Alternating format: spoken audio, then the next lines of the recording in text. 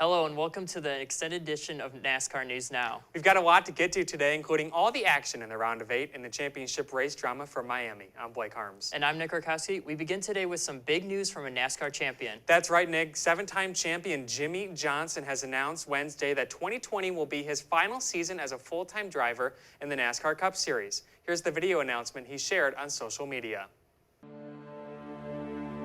I'm so thankful for 18 incredible years of racing in NASCAR. The sport has been good to me and has allowed me to do something I truly love. I showed up chasing a dream and achieved more than I ever thought possible. I'm looking forward to next season and celebrating what will be my last year as a full-time NASCAR Cup driver. Down the backstretch he goes. Driveways, Jimmie Johnson. By a fin. Jimmie Johnson has won the Daytona 500. Jimmie Johnson pulling away. I know what this team is capable of, and I hope 2020 is one of the best yet.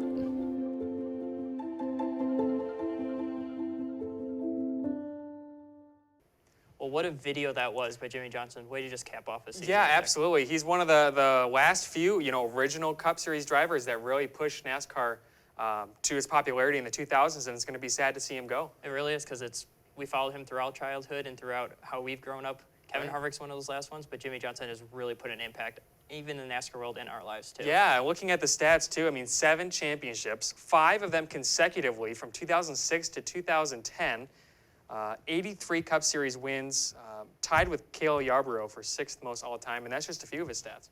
Not to mention the 11 career most wins at Dover, which is a very impressive stat right there. Yeah. 12.9 career average finishing points in the Monster Cup Series, so he was always in contention there.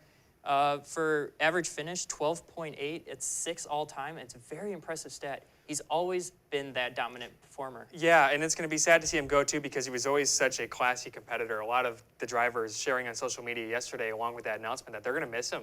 He was someone a lot of people enjoyed racing around. I would enjoy racing around him, too. He wasn't the guy that kind of got angry at everybody. He Right. talked to people. He didn't really throw punches or do all of that, but he was just that nice guy around the garage for the most part. And it's been unfortunate to see his struggles for the last few years, that it's just been compounded by Chevy's struggles and Hendrick's struggles. His last win came in 2017 at Dover. So he says chasing 8, the hashtag chasing 8. Hopefully he's going to have to step it up quite a bit next season if he wants that 8th championship. Yeah, he really is going to need to step up, but I do think he will get a win next year. Fair enough. All right. Just has to close it out. Great. Any very initial thoughts on who could be taking his seat? Kyle Larson, maybe, I would say, but that's up for grabs. He's doing well in the 42. I don't know if he would transition to the 48. Who knows at this point? There could be a young driver that we have no idea about that Hendrick's been having his eyes on, but Yeah, it'll be interesting. who do you have? I would agree. Larson seems to be the front runner right now, just via chatter and rumors on social media. But I think someone you can't rule out is Christopher Bell. He's in a 1-year contract with Levine Family Racing. Joe Gibbs Racing does not have a lot of room with its 4 Toyotas. So I wonder if Hendrick would try to snag him, bring him into the Chevy camp as an anchor for that team. I don't know if Joe Gibbs would give up a star racer like Christopher Bell on his way up. So. That's true. It'll be interesting. I don't see any clear front runners. There isn't anyone in the Xfinity Series who is screaming, being deserving enough to take that 48 ride right now. So it'll be interesting to see how 2020 plays out. It will be. Yeah. Who knows? We'll have probably someone that jumps the gun and is going to take the 48. Surprises are a common occurrence here at NASCAR. They always are. All right, well, we turn now to a recap of the final 4 races of the season. The first was in Martinsville, Virginia for the round of 8. The stakes were high throughout the round, with several big names entering the race below the cut line. Denny Hamlin and Eric Almirola made up the first row at the drop of the flag. An early caution with debris falling from Chastain's car after contact with Matt Crafton. Martin Truex Jr. would win stage 1. Daniel Hemrick spun Ty Dillon to bring out the next caution. Chase Elliott suffered a mechanical issue which would make his weekend go from bad to worse. He started the race from the rear after blowing an engine in practice early in the weekend and was considered a favorite to win. Truex would get to the inside of Kyle Larson on the final lap of stage 2 to claim the green and white checkered. A big wreck as Kyle Busch and Eric Almirola made contact coming out of turn 4, sending both of them spinning on the front stretch. Several drivers were able to avoid damage, but Jimmie Johnson, Ryan Preece, and Matt DiBenedetto would fall victim to damage. More contact as Alex Bowman got into the 43 before collecting Daniel Suarez. Clint Boyer would lose a tire late and bring out yet another caution. Denny Hamlin pushed Joey Logano into the wall late, which would create a confrontation post-race. As a result, Joey Logano would lose a tire and go for a spin, setting up a late race restart. Truex would hold off a competitive William Byron to collect yet another playoff victory and punch his ticket into the championship four. There was a lot to unpack this race, but perhaps the biggest headline was a fight from the two drivers who have caused trouble here over the past 2 years, Denny Hamlin and Joey Logano. Here's how the situation unfolded.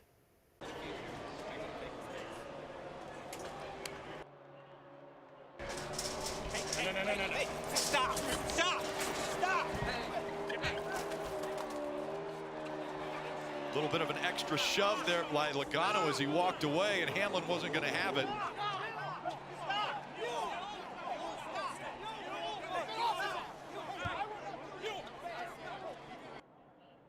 Yes, Joey, it's scared. He said, "Do you want to go?" I said, "Yes, I'm here," but then he runs away, so.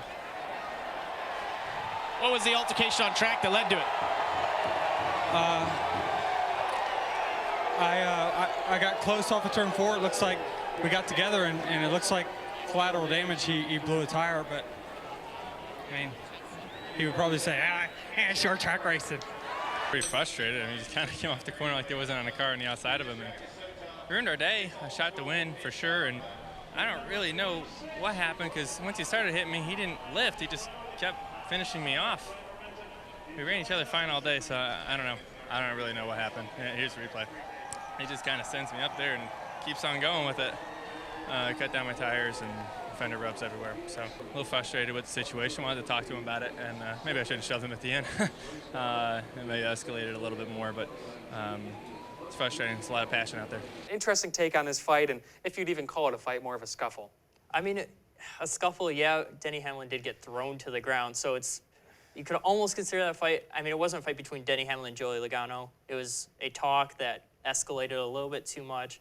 Joey Logano wanted to go, as Denny Hamlin said. Denny Hamlin was way ready for it, and then, of course, the reaction of Denny Hamlin impersonating Joey Logano is classic. Absolutely classic. Well, the funny thing is that Denny Hamlin's the one who caused all the controversy in the fall Martinsville race in 2017, taking out Chase Elliott, sending him into turn 3. And Joey Logano was the one who everyone hated after this race last year because he moved Martin Truex Jr. in the same turn on the last lap. So it's funny watching the two most unpopular guys get together. I certainly think the crowd tended to side with Denny Hamlin, maybe because the wounds have faded a bit more for him. But it's funny how those are the two drivers who cause trouble, and then they make trouble with each other. Yeah, and I think Denny Hamlin did go up into Logano way too much. It's Joey Logano, if you saw him, he went teetering on the wall pretty much. And it was a great altercation. It should have just been talked about mainly, and Tony Stewart was like, nailed it on the coffin. This was not a real fight, and Yeah. Yeah. Well, and the thing that's kind of become a topic in NASCAR too is should the pit crews get involved in these scuffles? Because that's who took down Denny Hamlin. Yes. Yeah, if more or less just to calm down the situation, I think it should be driver-driver that confront each other, but the pit crew is still there to just, if something escalates to many extremes, then they're there to just tone it all down. Not to escalate it even more like they did with Denny Hamlin. Yeah, that's kind of what's happened when pit crews have gotten involved lately. It's not been de-escalating. It's them all piling on. And one of Joey Logano's pit crew members was suspended for one race, which I think was actually pretty lenient for what he could have done to Denny. But yeah, I mean, with taking him back and just throwing him, I think he should have deserved a little bit more. But, I mean, hey, this is NASCAR we're talking about. That's true.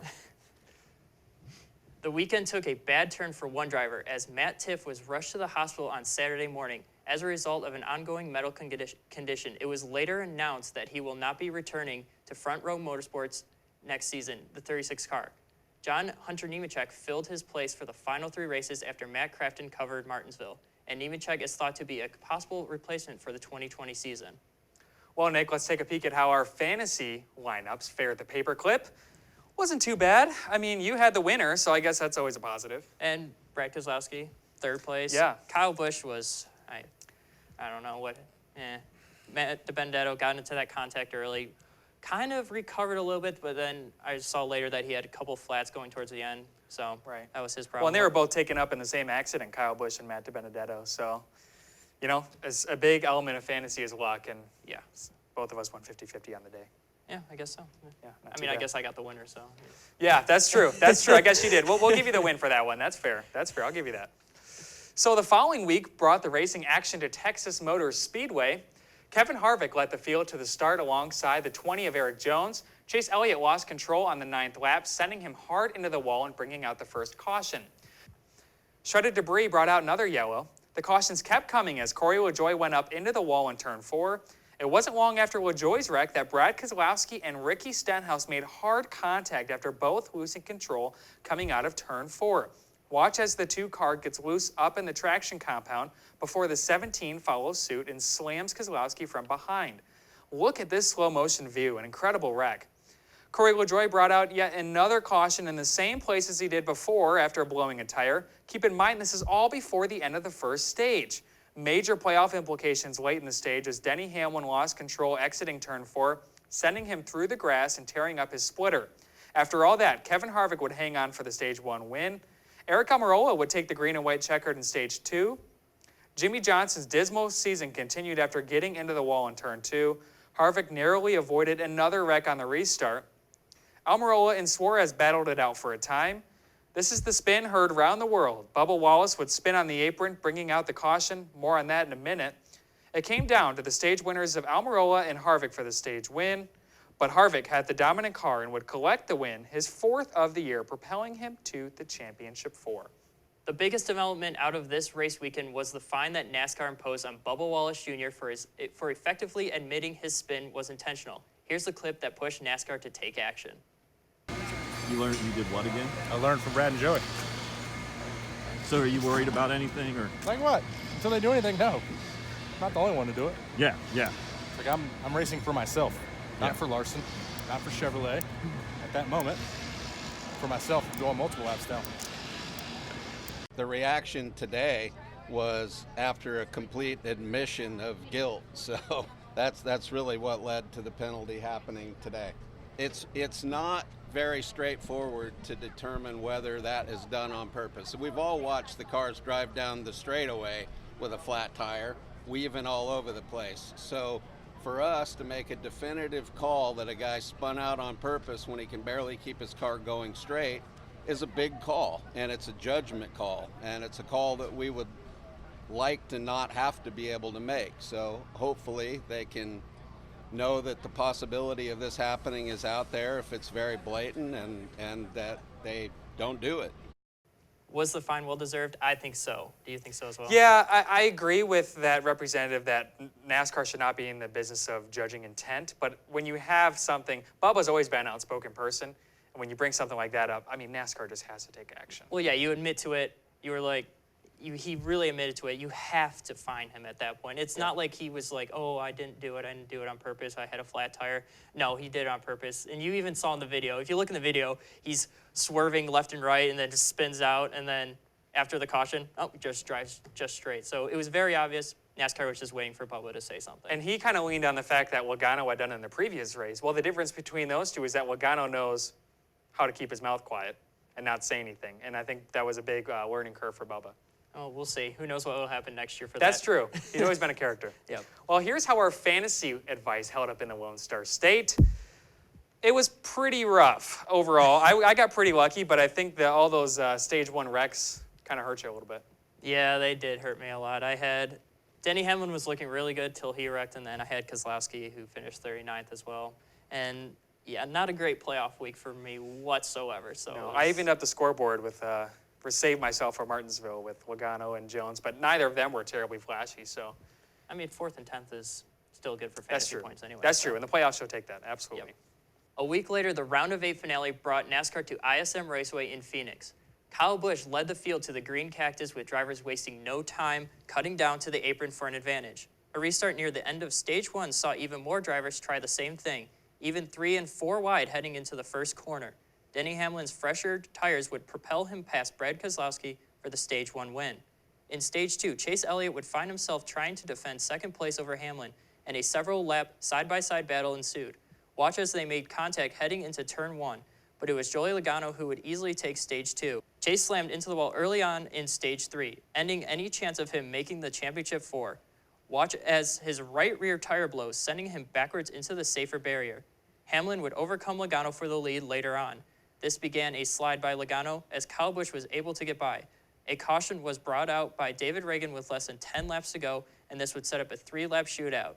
Hamlin got a nice launch thanks in part to Martin Truex Jr., while Ryan Blaney tried to hold off a charging Kyle Busch below the apron. The battle for the lead was 3 wide entering turn 1, but Hamlin would use the preferred outside lane to get by the 12 and 18 and wouldn't look back. It was Denny Hamlin who entered the race in a must-win situation, who would take home the checkered flag in Phoenix for his 6th win of the season.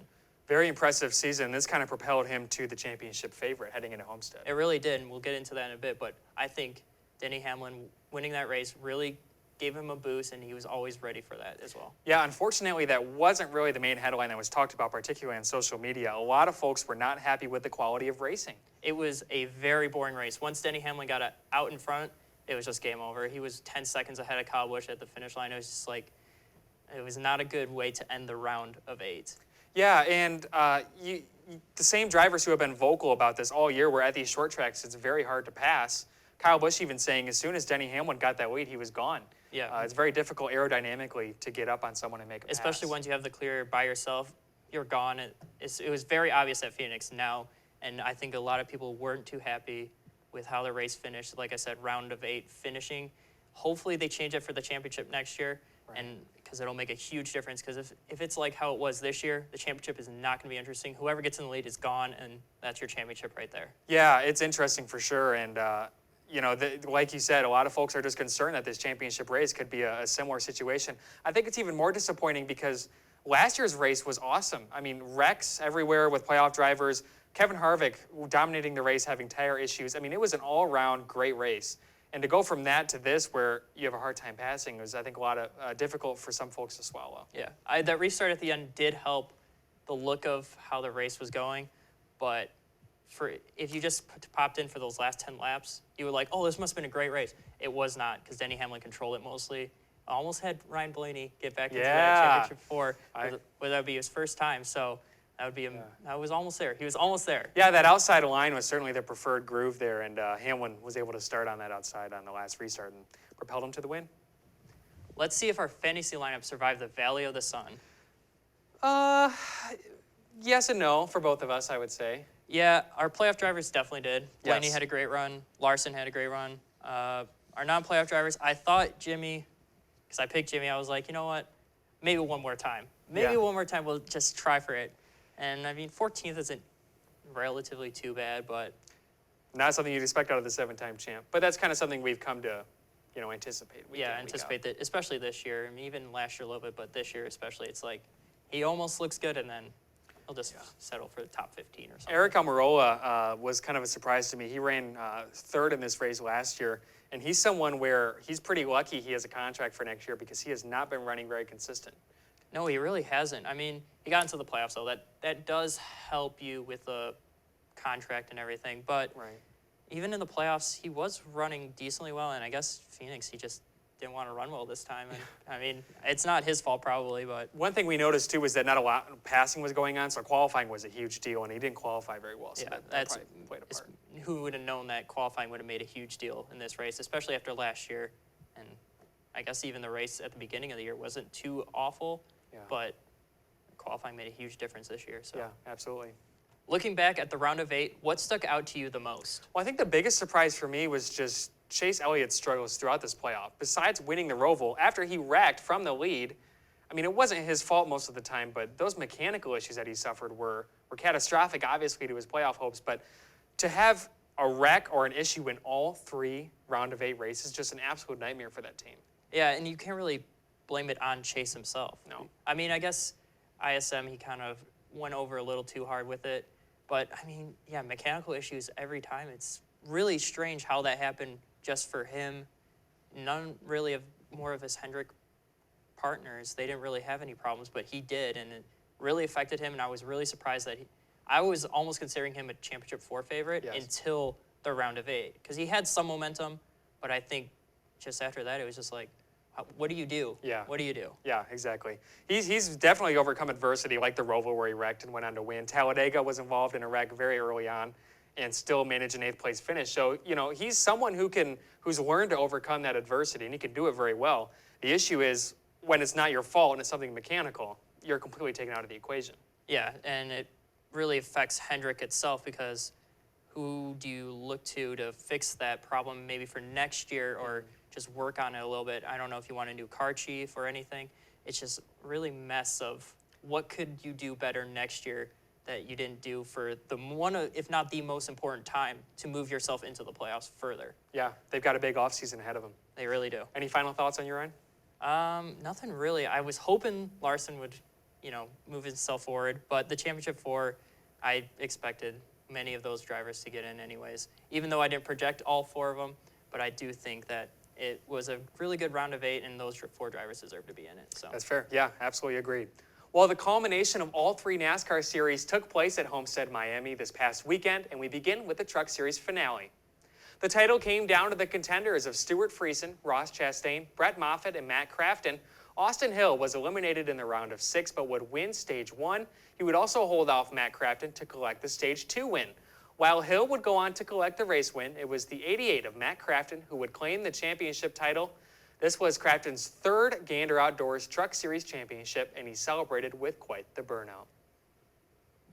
The Xfinity Championship race the following afternoon proved to be an epic showdown between the big 3 that have been talked about all season long: Christopher Bell, Tyler Reddick, and Cole Custer. There was trouble early as Ray Black Jr. went up in smoke. Chase Briscoe would win the first stage with Cole Custer and Justin Haley close in tow. Custer would have problems in Stage 2 as he reported a vibration. This would bring him down pit road and put him a lap down. He would use the fresher tires to his advantage and unlap himself just before a caution would end the stage. A caution would set the stage for a showdown between Christopher Bell and Tyler Reddick. The 2-car of Reddick would eventually get around Bell, as would Custer. It got worse for Bell, as he missed pit road, yet another battle ensued after pit stops between all 4 championship contenders. Reddick would take the lead and never look back, winning his 2nd consecutive Xfinity Series championship. Reddick will be driving the A-car for Richard Childress Racing in the Cup Series next season. This was arguably, in my mind, the best race of the weekend. Epic showdown between the big 3, and it really came to a head with those were the 3 guys that have been dominating all season long, and it came down to those 3 at the end. And you could expect that, as you said, they were dominating all season, and it came down to all 3 of them, which was a great showing for Xfinity because they were all hyped up all season. It would just have been awful if it wasn't those 3, and just one of them, maybe 2 of them, it would have been good, but it was a great showdown between all 3, and it finished off with Tyler Reddick winning it all. Yeah, Christopher Bell has got to be hurting pretty bad because he was the favorite entering last season. Tyler Reddick came by and got him. And this season, the reason he lost is because he missed pit road. And that's what it comes down to in NASCAR, but an awfully painful way to lose a championship. And you think experience after 1 year in Xfinity, you don't miss pit road, really. No. But he did. I mean, that'll come in with time still, I guess. You can say, oh, he's still young, but I mean, he's very experienced. Yeah, I'm very excited to watch him in the Cup Series next season. Yes, I am too. It's going to be a great showdown. And of course, the Cup Series championship was on Sunday, but not after drama began early on in the weekend. Rain canceled both practices on Friday, leading NASCAR to replace Saturday's qualifying session with a 50-minute practice, setting the lineup based on season standings. And it was time for Martin Truex Jr., Denny Hamlin, Kevin Harvick, and Kyle Busch to do battle. The 4 championship contenders made up the front 2 rows to start the Ford EcoBoost 400. They didn't hold back early as Truex gave Hamlin a push and Joey Logano just about made contact with the 19 coming into turn 3. Truex would put on a show and lap 27 cars en route to the Stage 1 win. Denny Hamlin narrowly avoiding disaster with Jimmie Johnson in Stage 2. Truex's dominance didn't last long as his pit crew put the left side tires on the right side of the car and vice versa. He would go from leading 98 laps to being a lap down as he was forced to bring the car down pit road. Fortunately for him, John Hunter Nemechek would bring out a caution, putting the 19 back on the lead lap. Denny Hamlin's struggles on the bottom line would continue, sliding up into the 12 of Ryan Blaney. Meanwhile, an impressive battle would shape up between Kyle Busch and Kevin Harvick, with neither car gaining an advantage for a time. Harvick would get loose and open the door for Busch to make the pass as the M&M's Camry would collect the Stage 2 win. Harvick would get loose to start the 3rd stage, allowing both Busch and Hamlin to jump ahead. Watch this intense restart as the field made its way down the backstretch. Kyle Larson's successful day quickly turned sour as his engine expired. Hamlin's chances of winning took a massive hit as a very large piece of tape applied to the front of his grille would cause his car to begin overheating, forcing the 11 back down pit road. Harvick would take a gamble and stay out longer than the rest, hoping for a caution, but it didn't come as Kyle Busch would gain a significant advantage over his three contenders. And it was Rowdy who would go on to break his 21-race winless streak while collecting both the race win and his second Monster Energy NASCAR Cup Series championship. Busch is the winningest driver of the decade and celebrated with an epic burnout celebration. He continued by taking a victory lap with his son, 4-year-old Brexton Busch. What an awesome family celebration. Kyle Busch there with the 2019 championship trophy. And it all came down to the driver who was able to execute perfectly from start to finish. Here's what the drivers who couldn't pull that off had to say about their races. I didn't know at that point. I just did whatever Cole said. So, he does the strategy, I just drive. And obviously it didn't work out. We were quite a bit quicker at the end, but we're just too far back. So no chance. I feel like I did all I could, so probably not. I mean, I don't think I could have done a better job. I don't think I could have. I didn't leave anything out there. So, for the first half of the race, we just weren't fast enough. We weren't handling very good, and all of a sudden it went nighttime, and we took off. And suddenly I perked up and got a little more, and was thinking that we got a chance, and then. Just didn't work out. I mean, I definitely, like I said, last week that I was going to come in here and do the best I could and live with the result either way. I mean, either way. And so, I definitely feel like, I couldn't have done anything different. Certainly, we got a little aggressive there and it cost us. But, I mean, he's also been really aggressive and won us races too. So it's just he's going for it. He saw an opportunity there to really add some speed to the car, and it just didn't work out. On the restarts, I could do what I wanted to do, and I could hold them off for 15 or 20 laps right there. And this race has come down to that every year, so you kind of play towards that, and they were quite a bit better than us on the long run, but we had a really good car for those first 15 or 20 laps on the restarts. It had a lot of speed. Just never got to try to race for it there with a caution. Well, Nick, this race always comes down to being a test of endurance, and Kyle Busch was the only one that was able to execute. And unfortunately for the other drivers, it wasn't necessarily their fault. Yeah, it wasn't necessarily their fault. Harvick stayed out way too long. Kyle Busch was catching him like 11 seconds behind, and then Harvick decided to do a late green flag pit stop, hoping for that caution. Never got it, and that was the end of his race pretty much right there. Hamlin with his tape looked like a roll of duct tape was pretty much just slapped onto the front of his grill. Not a great look for that part because he was overheating. And then you mentioned it, Truex as well, having to put the wrong tires on each side. I don't know how that's possible with an experienced pit crew like his, but it so happened like that, and just Kyle Busch was just handed and gifted the championship right there. You're very right. Yeah, and fortunately, Truex and Hamlin and Harvick all took in the stride saying, this is a team sport. This is what happened. They weren't as upset as I thought they would be, but that's a good thing. And again, it just comes down to whoever can run the cleanest race, and that's something that folks have talked about. Should this be a single car or a single race round, rather, for the championship? Or should it be extended to something like 3 races where if you make a mistake like this, you have some chance to recover? I still think it should be a single race because you're down to 4 drivers, and even though practices and qualifying was canceled, I still liked how the 4 playoff drivers were 1, 2, 3, 4, because it kind of set the tone for this could be a very, very good race because you're going to have your 4 drivers up there. Larson did make his moves until his engine expired because he was up at second at one point. But other than that, having those 4 drivers up there for one race is all what it's meant for, because if you have 3 races or maybe even just 2 races, you have a chance for 2 drivers to win.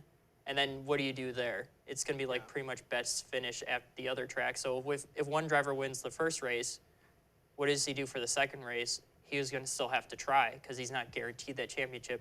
So it'll be very confusing if you do 3 races or just stick with the one. The one I like. It keeps things simple. If you win, you win. But there's also another point where you can also screw yourself over with if you don't finish in the top or win and you come in second, you can still win the championship, though, which is another topic of discussion as well. Yeah, and I think that's something that's kind of always been the case where when they just ran off a point system that ran throughout the season and didn't do these playoffs, sometimes the driver would be decided, several races before the final race, and in that case, if you already clinched, you didn't have to win necessarily. Well, this kind of happened with Matt Crafton. He didn't win a single race this year. It's going back to the Truck Series, obviously. He didn't win a single race this year, but he still won the championship. And then, Tyler Reddick and Kyle Busch both won their respective races, but what happens if they didn't? You had someone like maybe Justin Allgaier in the Xfinity Series who he won, but he didn't win as much as Custer, Bell, and Reddick. What do you do there if Justin Allgaier comes in second and wins the championship? It's kind of like an unfair, you had one good race better than the rest, and that wins you the championship. I don't think that should be the case. Yeah, it's something interesting, and that's why I mentioned that 3-race round, because I don't know how much you deal with that. It just comes down to how perfectly you can execute. And, good for Kyle Busch, though. He was really in a rough patch, 21-race losing streak, which doesn't sound like a lot, but for Kyle Busch, that's a big deal for someone who hates losing as much as he does. That is a big deal, and we've gone to many race tracks where he's really good at, and he can excel at, and he never got to that point, even during the playoffs. He was always up there, but he never got the car to just push it to the next stage to win. This is good for him that he finally won. I had a feeling coming into it that he's going to do some Kyle Busch stuff. He didn't really have to do much Kyle Busch stuff. He kind of had help because other drivers and crew chiefs messed up a little bit and then caused him to just do what he needed to do to win the race and then win the championship as well. Yeah, the race rewards consistency. Yeah, it does. Let's revisit both our Cup Series Championship 4 and Championship picks. For the Truck Series, Blake chose Brett Moffitt, and I had Ross Chastain. For Xfinity, Blake had Chris Bell, and I had Tyler Reddick. For the Cup, I had Kevin Harvick, while Blake had Denny Hamlin. Furthermore, I'd like to announce that I correctly predicted all 4 championship contenders from our previous episode. Nick, you were close too, just missing on Kyle Larson. But, it really wasn't a bad pick because he was able to make it farther than I certainly anticipated. And I thought maybe he's going to have a little bit of momentum coming into ISM. Maybe just can do this a little bit more. I know it's not his racetrack per se, but maybe he could just almost get there. There was a couple things that were going on that I was like, oh, maybe.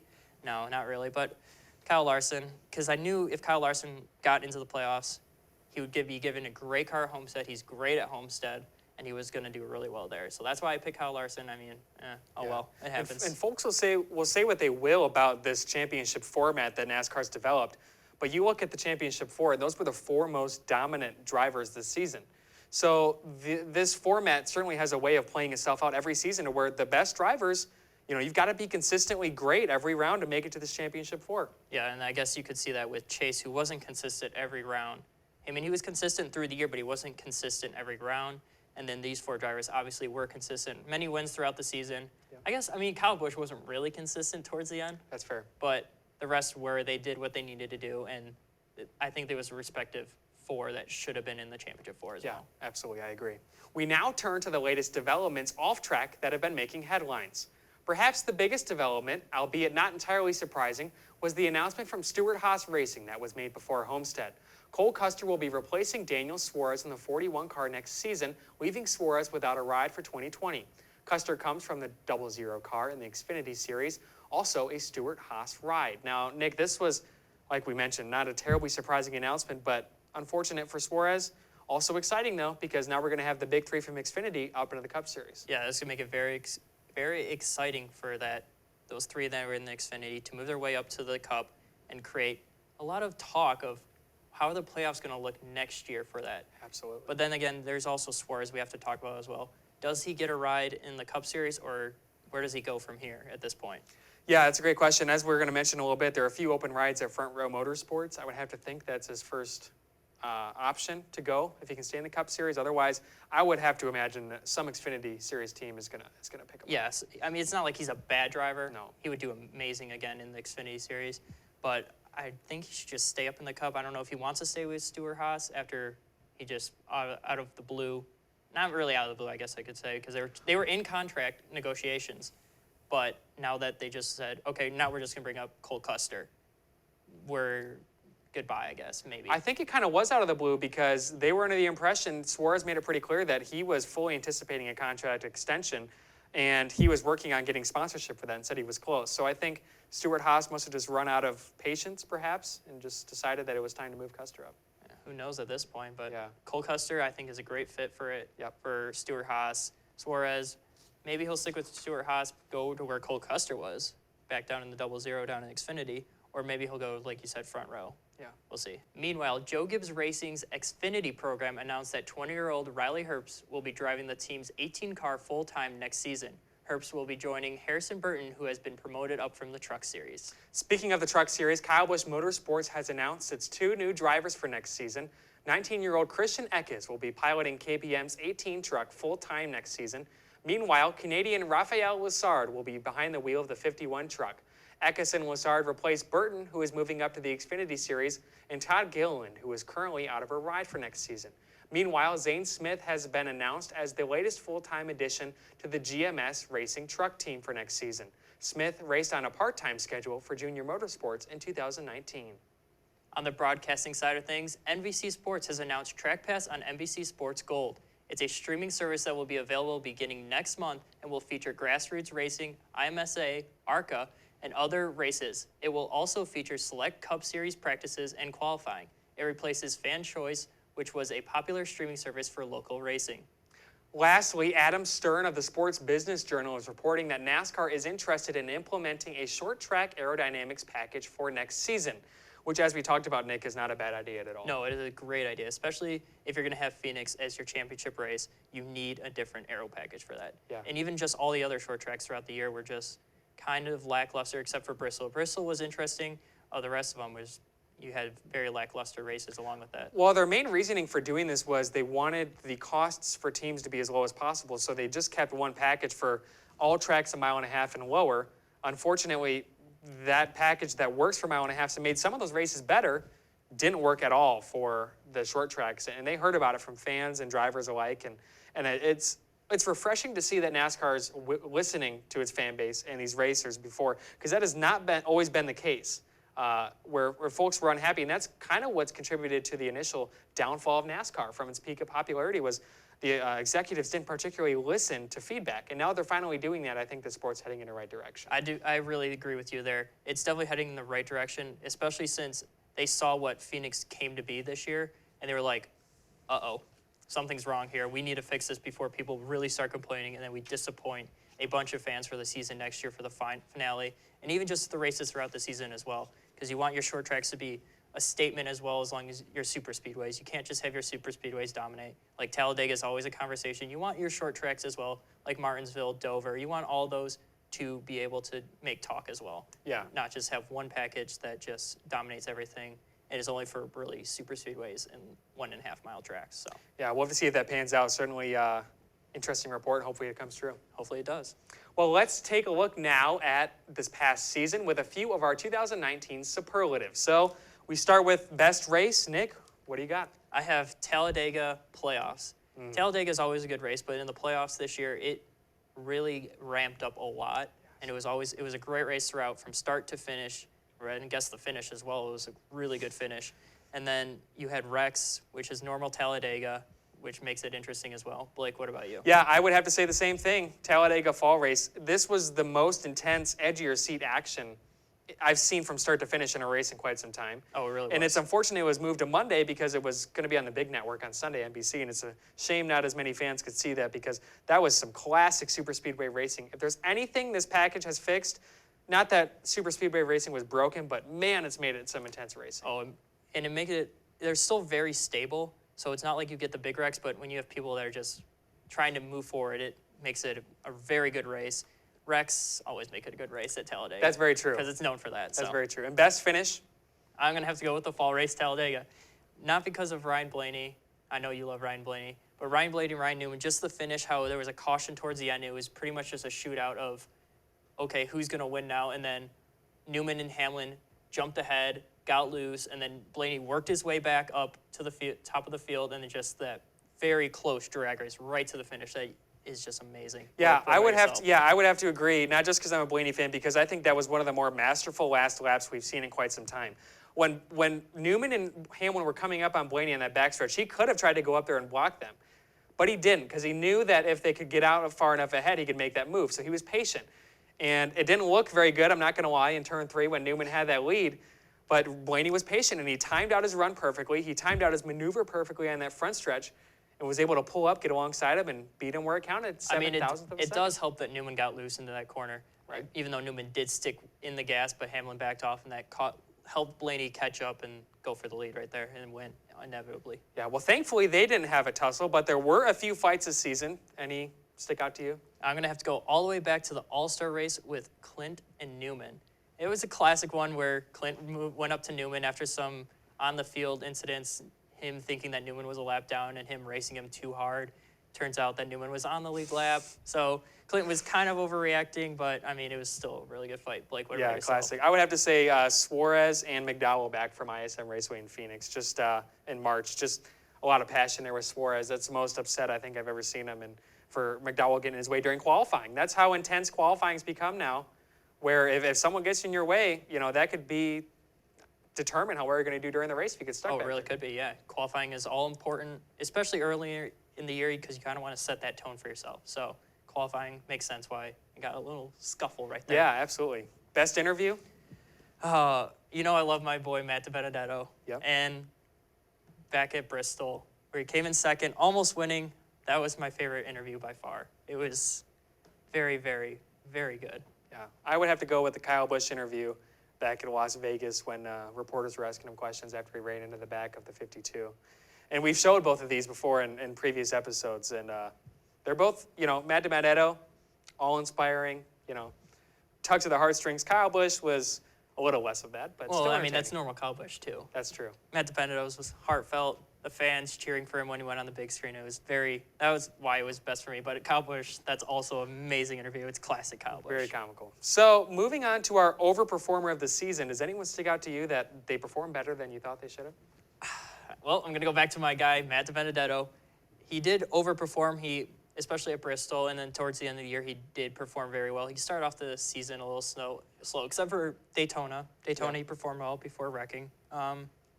What do you have? Yeah, I was going to say, just one note on Matt. He has taken that team a mile ahead of where they were at the beginning of the season. I mean, he went from running, 20th, 25th, and he built that program, helped build it, along with the team, obviously, to where they were running top 15 almost every race at the end of the season, and that is a huge accomplishment.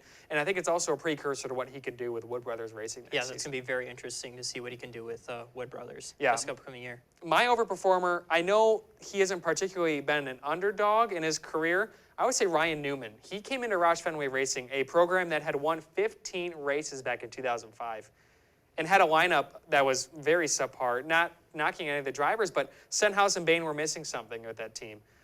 It's clear that they were ready to move on with Stenhouse, replacing him with Buescher, but Newman has taken leaps and bounds, having his engineering degree from Purdue.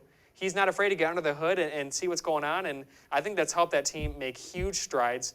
And I think next season's going to be even better for that team. I agree with you there completely with Newman coming into Roush and then even making the playoffs. That's huge for them. So yeah, absolutely. On the flip side of that, is there someone who didn't quite live up to the expectations that you think they should be at here in the Cup Series? Austin Dillon. I mean, he started off really well in the Cup Series. He made the playoffs, and now it's been, especially this year, he finished in the 20s in points standings. So it's like, what do you go for from there? Yeah. What do you have? Yeah, well, one note on Richard Childress Racing is this is probably the worst year they've had in a while. And they used to be dominant too. I mean, back in the days of Harvick and Senior going way back.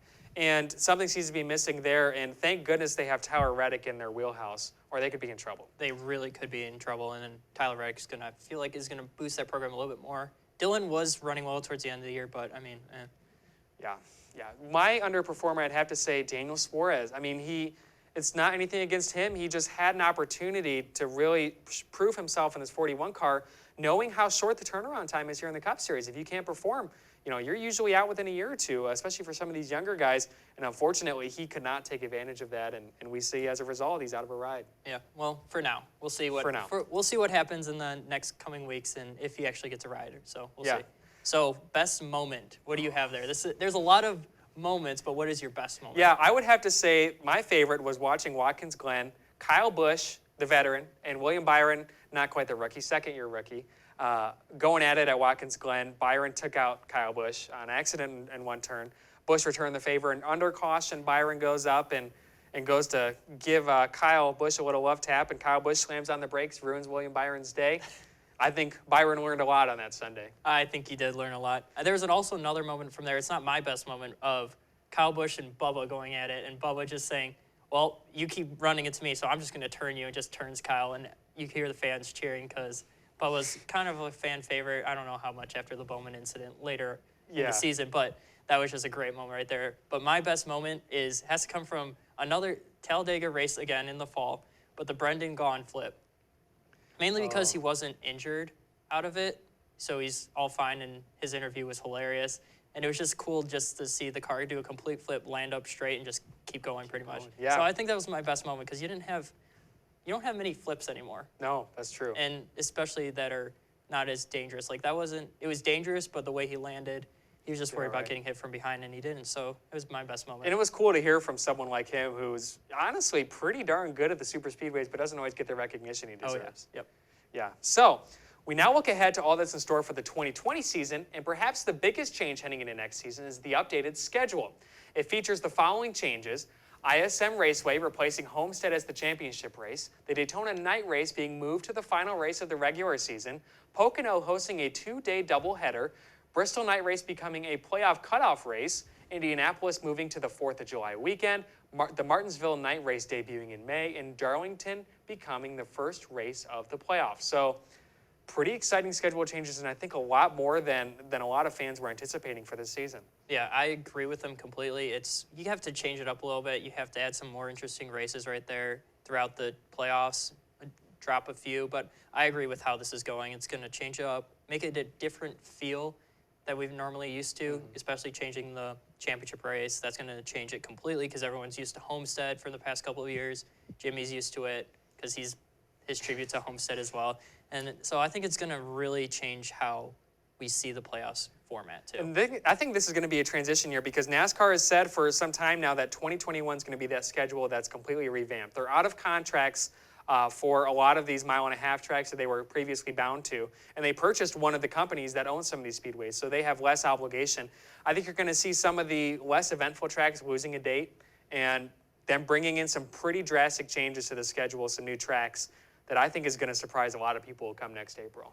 Yeah, I think so too. This is already a drastic change. Yes. And they're saying they're going to do more than this is very surprising because you look at this and you're just like, that is a lot of changes coming up. And we'll see what happens in 2021 because I think you could get some real interesting things there. I think it could be a fun season. Chevrolet has announced that it will be moving to the Camaro ZL1 1LE next season. One of the improvements is a more rounded nose, which has plagued Chevy drivers at super speedways over the past few seasons. Well, Dale Earnhardt Jr. has been named the honorary starter for the 62nd annual Daytona 500 in February. It was announced on Dale's podcast, the Dale Jr. Download. Earnhardt was the pace truck driver for this year's 500 and was the Grand Marshal in 2018. Dale, of course, is now an announcer for NASCAR on NBC, which provides coverage for the second half of the season. Junior has said that all he needs to do now is sing the national anthem at the 500, which I think is very hilarious. Yeah, not sure if we want to hear that, but... It could be interesting. Who knows? That's true. Get some singing help. Meanwhile, the headline continues to evolve in the latest driver and team changes. Let's get you caught up to speed on all the Cup Series driver and changes that have been made up to this point. As we mentioned earlier, Cole Custer will be moving up from the Xfinity to replace Daniel Suarez in the 41 Stewart-Haas car. It is not currently known where Suarez will go next. Tyler Reddick will also be moving up from Xfinity to the number 8 Richard Childress car. As a result, Daniel Hemrick, the 2019 Rookie of the Year, will not be returning to RCR instead.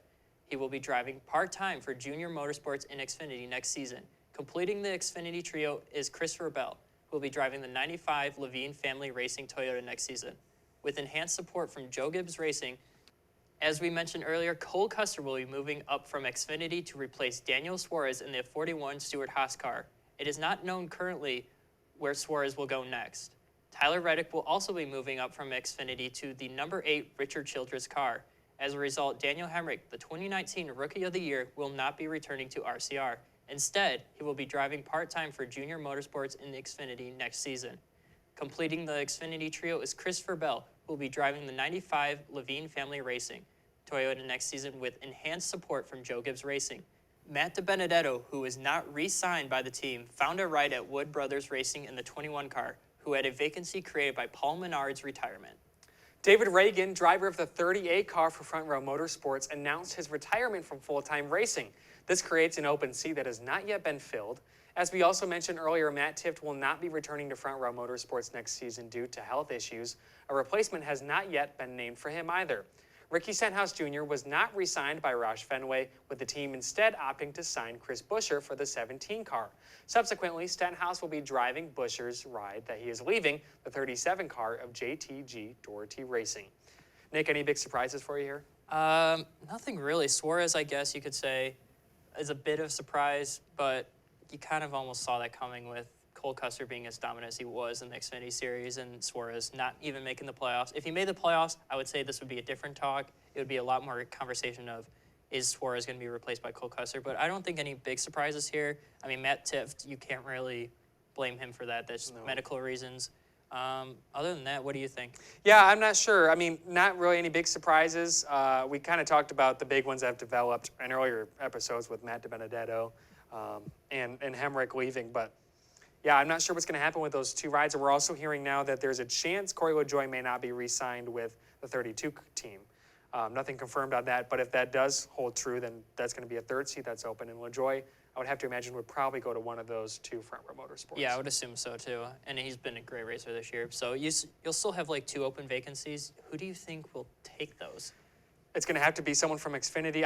I've heard that John Hunter Nemechek could be the front runner for that 36 car. He ran pretty well filling in for Matt Tifft. He did. He really did run pretty well. And I agree with you on that one too. Yeah, he deserves it. The 38 car is the unknown for me. I think they could go with anyone. I think they might just go with Suarez because he's been experienced in the Cup Series. Why not just try for it? Unless Suarez really wants to just stick with Stewart-Haas, go down to Xfinity for a year. If Cole Custer doesn't do well, switch it. Or maybe someone's going to retire next year for Stewart-Haas. I doubt it, but it's all up for grabs at this point. Yeah, very interesting. Well, next year's field is poised to be the most talented NASCAR has seen in years. Let's talk about which drivers we have our eyes on with the 2020 season still in the horizon. Nick, who are 3 drivers you're watching out for next season? I have Matt DiBenedetto, Tyler Reddick, of course, and then Chris Buescher. Those are my 3 surprises.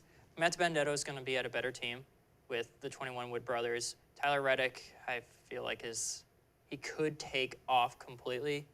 It all depends on how RCR helps him along with that A car. I mean, Daniel Hemrick kind of did well in the A car, but other than that, I think he has potential. And then Chris Buescher, moving to Roush. I liked him this year. I think he's going to do a lot this upcoming year. What do you have? I've got Christopher Bell first off. I think he's one of the most talented drivers we've seen in our generation. Just showing what he can do on dirt. Pretty similar to Larson. I think he has an immense amount of talent that he's going to get to showcase in this 95 team that's been improved by Matt DiBenedetto. Ryan Newman, someone else I'm watching pretty closely because I'll be interested to see what kind of strides that team can take next season. If they can come a long way, it's not going to be long before Buescher and Newman are contending for wins, and I think we might start to see that next season. And I say Ryan Blaney is not particularly an underdog, but we saw a consistency out of him at the end of this season that we haven't seen from him, and that is running top 10 consistently, was running 3rd at Homestead for a while before an issue. That's kind of been what's plaguing him this season. But I think he's someone where now that he's finally getting his mojo going, he could start winning multiple races in a season. So I will say this. The playoffs next year could be very, very interesting because you have a lot of great drivers that are not only moving from, I wouldn't say bad teams, but to better teams that have better potential. And you have Xfinity racers who have just dominated in Xfinity that are coming up as well with a little bit of enhancement, like with Christopher Bell and the Joe Gibbs connection with Levine Family Racing. I think the playoffs next year is also going to be very, very interesting along with it. So yeah, a lot of interesting things to look out for next season. I'm going to say this right now. I think there's going to be one driver that we all know of and like he's always been dominant. I wouldn't say dominant, but like always in the chase and everything, that he's not going to get in next year. Really? One driver, I'm not going to say who because I have no idea, but there's going to be at least one that's normally in the chase that's not going to be in the chase next year. Interesting. I think there's a lot of action coming ahead for next season. Of course. Well, just as the NASCAR season has come to a close, so too is it time for this season of NASCAR News Now to end. Don't worry though, we'll be back in January to bring you the latest headlines and developments across NASCAR. Thank you so much for joining us this season. I'm Nick Rutkowski. And I'm Blake Harms. On behalf of Nick, myself, and everyone else involved in this show, thank you so much for watching this season, and we'll see you soon on NASCAR News Now.